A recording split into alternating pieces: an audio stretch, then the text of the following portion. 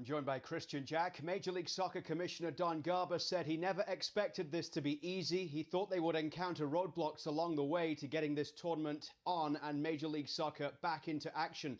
But KJ, is there a danger right now that this tournament becomes more about what happens off the pitch than actually what happens on it?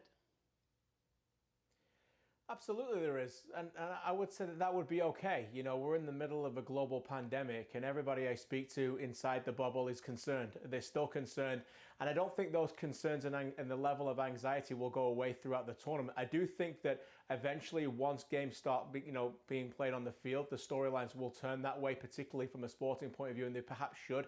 But make no mistake about it, these players going down there are sacrificing a lot, time away from their family. They're showing great bravery to go into an environment where they're not completely safe.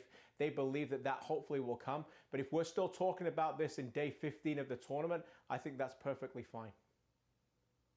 Vancouver Whitecaps are now in Orlando, and they announced that there are 5 players who have not travelled with the team, including star striker Lucas Cavallini. There was a lot of hype around Cavallini's arrival, the Canadian international joining the Whitecaps in the off-season.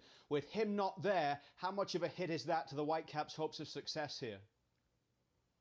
Oh, look, it's an enormous blow. No question about it. Lucas Cavallini was the main man going to Orlando for Vancouver Whitecaps before he got on that plane.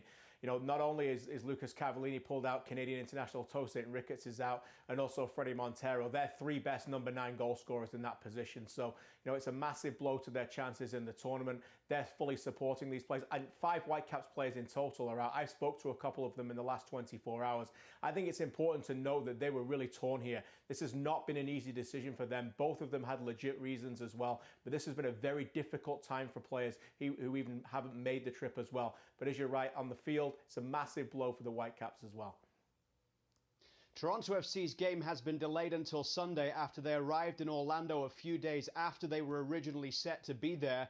So that now means that having not played a game in 4 months, they will have 2 games in the space of 4 days, KJ. How does that change Greg Vanney's plans here moving forward? Well, I think it changes it drastically. You know, I spoke to Greg Vanney about this a few weeks ago, and you think about some of the key cogs that are coming back. Michael Bradley obviously had surgery from his injury in MLS Cup. I don't think there was ever really a chance that he would play in games 1 and 2. I think that you can blow that away now. There's no way he's going to do that with 2 games in 4 days. Pablo Piatti hasn't played 90 minutes competitively for 17 months coming back for an injury. He won't be featuring from the start in both games either. Josie Altidore as well. It looks like he's probably going to only play in one of them as well. So depending on how they want to shuffle this, they may want to save the best team for the second game against Montreal, but I would expect a lot of changes, and I think that will be a big story throughout this tournament about squad depth.